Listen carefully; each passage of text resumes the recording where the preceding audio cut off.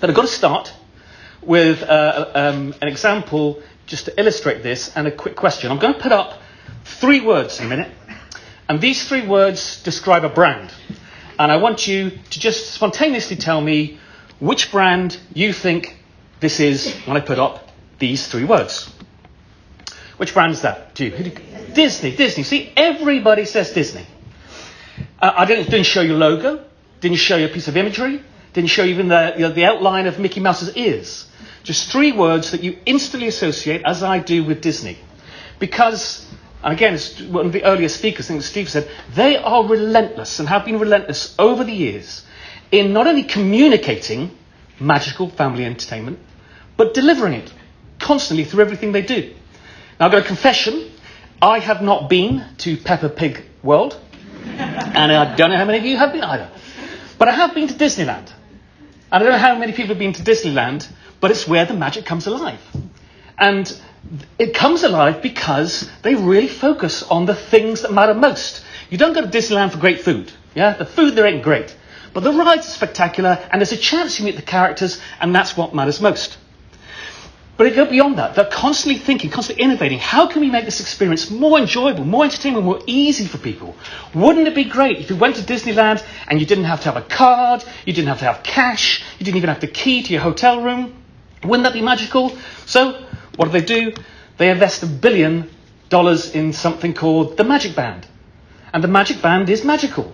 You walk through Disneyland and it gets you into every ride, it gets you ahead of the queues if you want to, you can buy all your merchandise, your food, even opens the door of your hotel, this little magical band.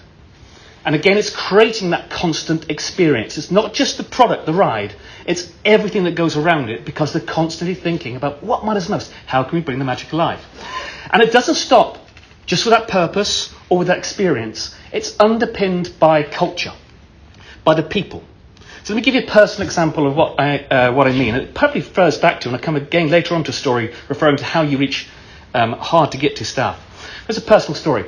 Many years ago, I took my kids to Disneyland, and we were in the shop, and we lost our 3-year-old. One moment he's there, I turn around, he's gone. And I don't know if any of you have ever lost a child at a fairground or a playground or anywhere. You go from he's gone to we'll never see him again in about 30 seconds. 15 seconds if you're an anxious person like me. But this is where the magic of Disney works. Because we say to the store staff, we've lost our child. Out of nowhere suddenly appears a guy in a ranger's outfit, speaking in that way that only a certain type of American can speak. Calmly, with deep voice, just saying, don't worry, we'll find him. What does he look like? Where's he gone? Don't worry. You come here, sit down. And he's talking constantly into the radio. This is what he looks like. Okay. I should say, my son has said he's 3 years old. Guy takes us somewhere to sit down calmly. We'll find him. Crackle, crackle, crackle. We found him. 3 words I will never forget. We found him. Come with me. Takes me to something called The Lost Children. Of course it would be, because it's a reference to Peter Pan. They think of everything. And there's my 3-year-old son sitting on a cushion, and he's watching The Wiggles. Who remembers The Wiggles? So I go over to him, I fall upon him like you do. This is my son. He was lost, now he is found. And he's sitting there with his thumb in his mouth watching The Wiggles. And he pushes me away with one hand. And he takes his thumb out. And he says, I am watching The Wiggles. Puts it back in and off we go. Afterwards I said to the ranger, that was wonderful, thank you very much. How did you do that?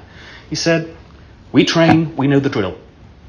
Nothing happens without it being completely intentional. They've thought through everything. The people you don't necessarily expect to see all the time. Those people only come out when you need an emergency. They're ready, they're prepared, they're trained. They feel part of delivering that magic that keeps the family alive. It's all being part of what's your role in delivering that ultimate customer experience. So I think Disney is a great example, and an early example. Walt Disney was indeed an early example of understanding that what we're moving to is this experience economy where it's not just good enough to have a good product, a good house, a good ride. It's not just good enough to have some good services around it. We look after the house, or we make sure the rides are well maintained, or there's some good merchandise. It's about an end-to-end experience I think Kate was talking about the employee experience from end to end earlier. Same with the customer experience, end to end, which delivers your brand in a way that's special and different and meaningful at the places that matter most to people. And it's intentional because you have trained and thought all the way through. It doesn't just happen by accident.